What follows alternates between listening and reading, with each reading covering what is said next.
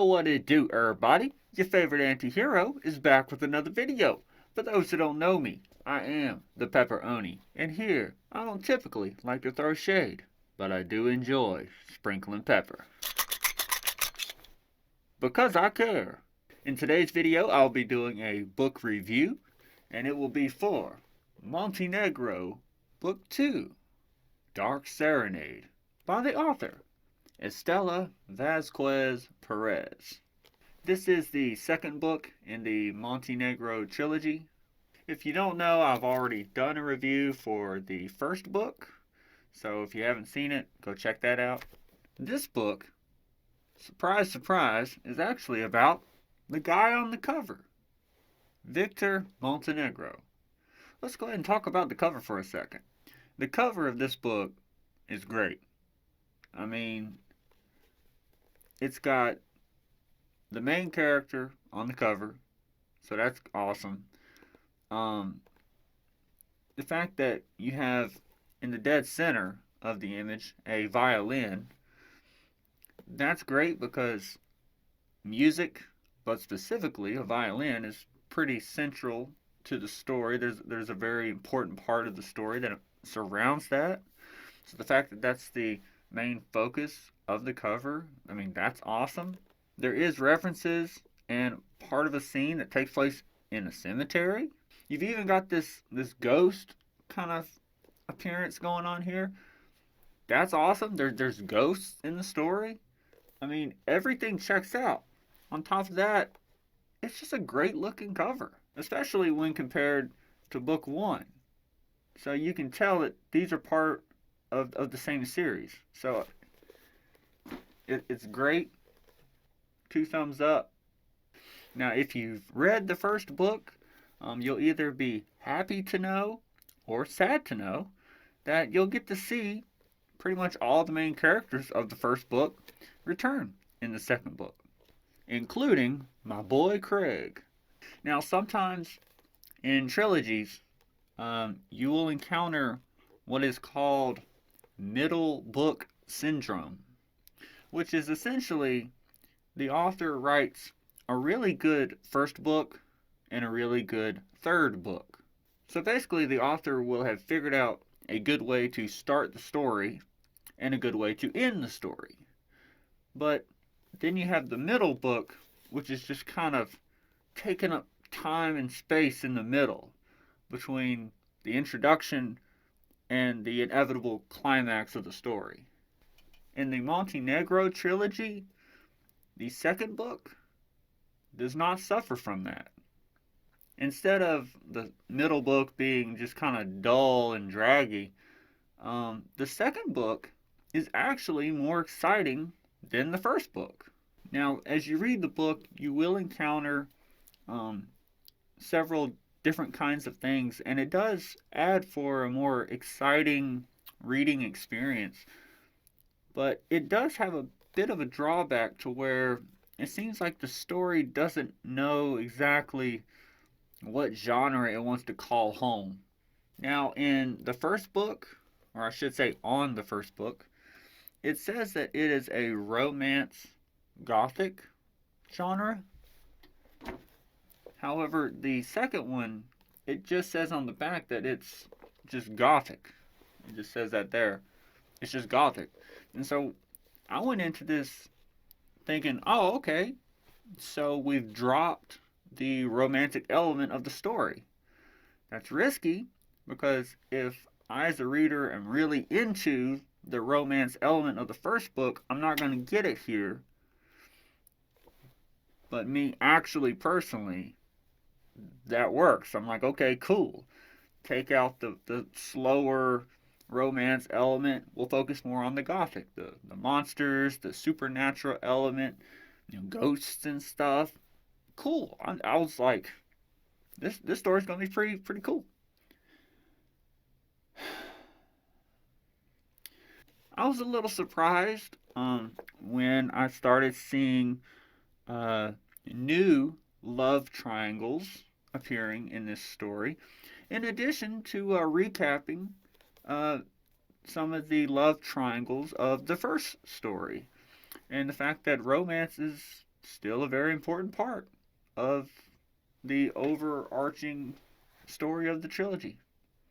It's safe to say that the love dodecahedron that I mentioned in my book review for book one is alive and well. Now, one issue that I'd like to kind of mention here is in this book, there are a lot of details that are essentially regurgitated from the first book. It's really frustrating as a reader to be just told about things that I've already read about and learned in the first book. So the author is kind of approaching this book as if I have never read the first book. The details about Wolf Tower, they're re-explained. The details about the sinking of the ship Ana Luisa, they're re-explained. The details about the Amar trance, they're re-explained. The details of the problematic vampiric code, they're also regurgitated in this book. The fact that vampires don't get sick, that detail is regurgitated in this book. Of course, the fact that Suzette is in love with Victor, that's regurgitated. Even the fact that the character named Maximus is a werevamp is regurgitated. I mean, and there's a few others too. So because of these facts, it makes me question if you even really need to read book one, because all the key points are pretty much brought back up, just in case you happen to have missed out. However, I will say that if you do read book one, you will definitely get a much grander um, backstory on many of the characters, and you'll get some insight on how the characters met and why they're so interconnected. That all being said, I don't think you can read this book as a standalone. Just like the first book, you can't really read it as a standalone. If you read this book, you're going to feel compelled to seek out the third book and read it as well. As I said, this book is really exciting in certain spots. However, an issue with this book as it is, it doesn't appear to have really a plot of its own. It's just a series of events that actually set up what I'm assuming is the plot of the third book. So far in my reading journey of the Montenegro trilogy, I've had a really interesting experience. I really have to applaud the author, Estela Vasquez Perez, for taking an interesting route towards the completion of a trilogy. Because normally a writer will establish the overarching plot of the trilogy in the first book. Instead, what we have here is the plot of the second and third book is being established here in the second book, which thus reduces the first book to essentially a prequel book of backstory to what is essentially a duology. Now, in one of my previous videos about the first book, book one, I mentioned that I suspected that the devil would become a character in the story. Turns out I was right. Satan is actually a character in the story. He's obviously an antagonist. He's actually a villainous character in the story. Surprise, surprise. And you also get to see demons in the story. So that was a guess. I genuinely didn't know that was going to happen. Um, However, I have not seen any angels or God or Jesus. I don't know if those are characters are going to appear in the story, in like the third story or not. We'll see. Also, as a warning, this book has a sad moment in it, and so if you're like really emotional, you might cry when you read it. But if you're an Oni like me, then you don't cry. Because we're too tough. We don't do that. Now, if you read the first book, you know that there is magic in this book, in this series.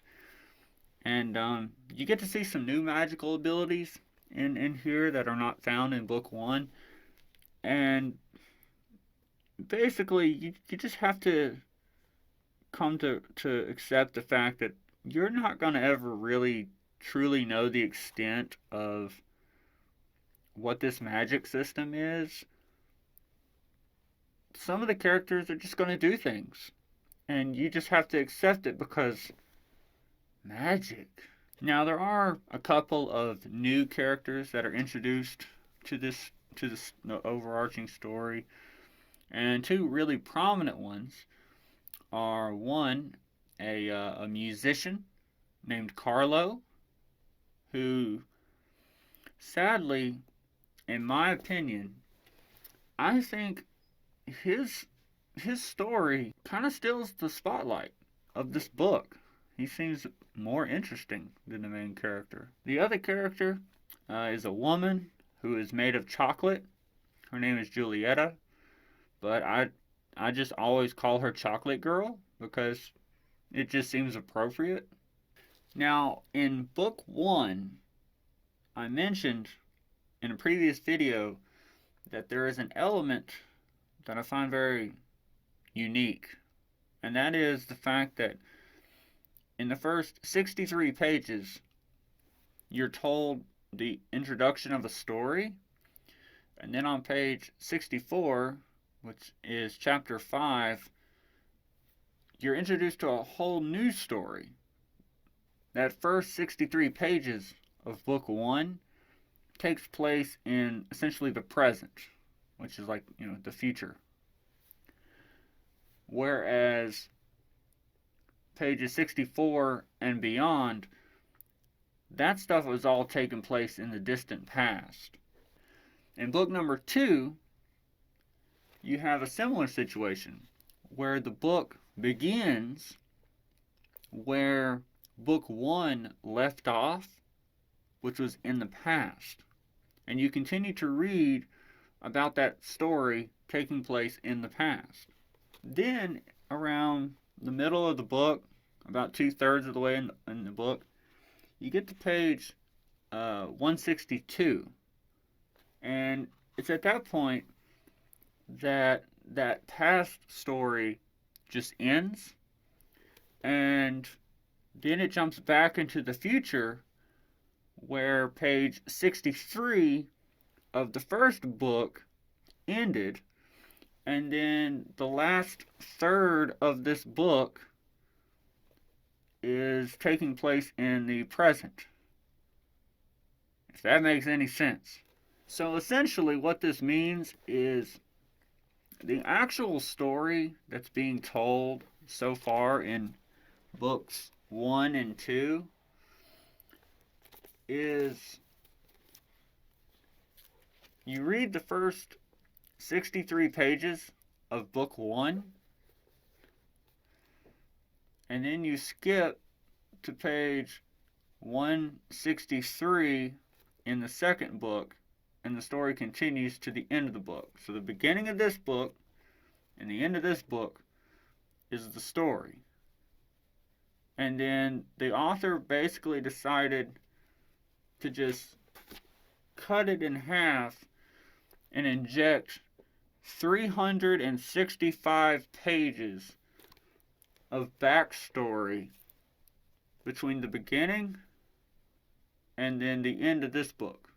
I have no idea what to expect in the third book. Is the third book going to be a continuation of the present time that this book ends with? Is it going to go into the future maybe? I have no idea. It's certainly keeping me guessing. So I mean, I guess that's good. Now, as I mentioned, the devil is a prominent character in this story. Satan does appear, and of course, he's in the story to give people deals. He's looking for someone who is willing to sacrifice their soul for something that they desire. Perhaps that something is love. So, wait, what does that mean? Does that mean that the main character, Victor Montenegro, will make a deal with the devil? Will he sell his soul just so he can find his true love? I'm not going to tell you. But if you want to know, what I will say is you can go to Amazon.com right now and you can purchase this book, Montenegro, Book 2, Dark Serenade, by the author, Estela Vasquez Perez. And you can get it in paperback or maybe, the good old fashioned ebook. And once you have this story in your possession, you'll find out. That's pretty much all I got for this video. Bye!